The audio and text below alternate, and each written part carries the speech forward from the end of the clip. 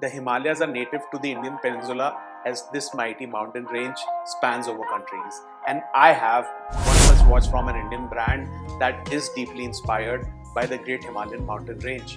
Hey guys, I'm Siddhant and this is your Watch Club, and I'm going to put this HMT Himalaya Quartz under the scanner. If you like my content, don't forget to subscribe and hit the notification bell.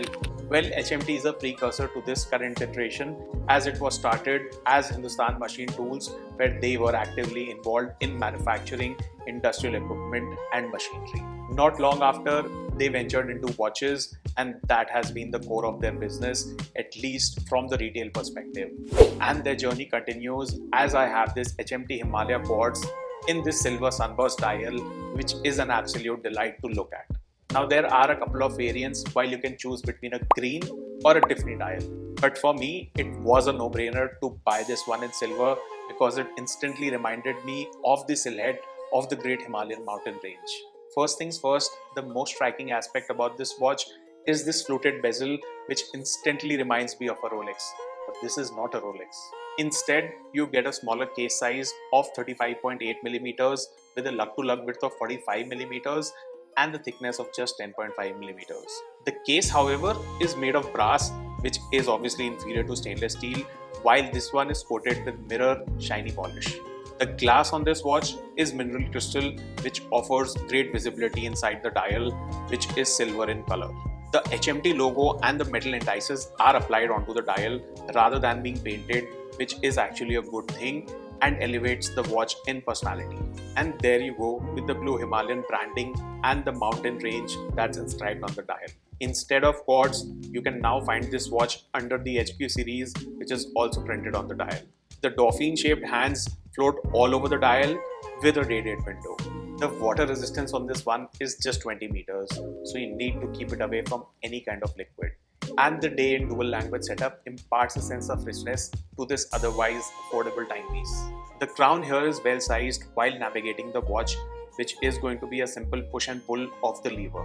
Turning it behind will expose the stainless steel case back that's average at best. Like most entry level HMTs, this one also borrows a movement from Miyota as this has the 2105 quartz caliber.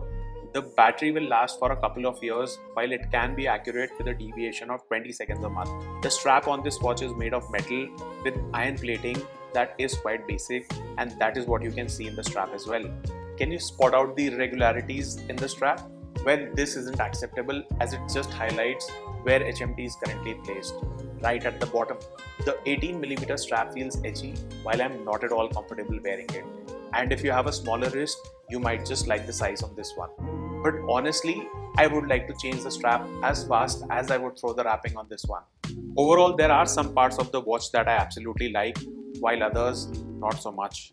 But you won't complain too much if you hear the pricing on this one, because I had to shell out $20 to $50 from my wallet to get this from their website, which is the only way to do it. But I'm still unable to comprehend the quality on this one, as the similarly priced HMT Kohinoor is a notch above this. And competition knocks out all the doors, as this fast track bare skeleton watch is a popular choice among the younger ones. And if you haven't forgotten, let me remind you that this friendly neighborhood is run by Casio, as I have this Casio AE1200 gunning for glory.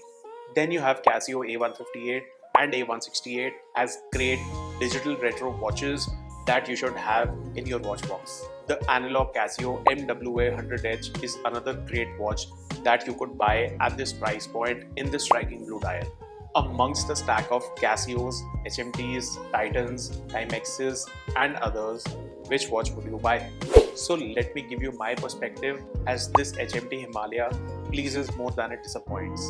And not to forget, it offers exceptional value for money and a hint of nostalgia, and that is why it is a popular choice among collectors. HMT, however, has a lot to tackle since they have a poor website and choppy supply chain issues, which is affecting them a lot in the longer run. And that is the living proof of shambles our watch industry is in at the moment. Although HMT has proven their mettle in the past, will they be able to live up to the expectations? Well, I would like to rate this one 7.5 out of 10 because I find this one to be a mixed bag. All said and done, HMT is still trying to make a comeback, but how impactful it is going to be is still yet to be seen. But with this kind of a watch, I am not too sure. And finally, let me take this one out for a swing until you decide whether you want to buy this one or not. What are you wearing today?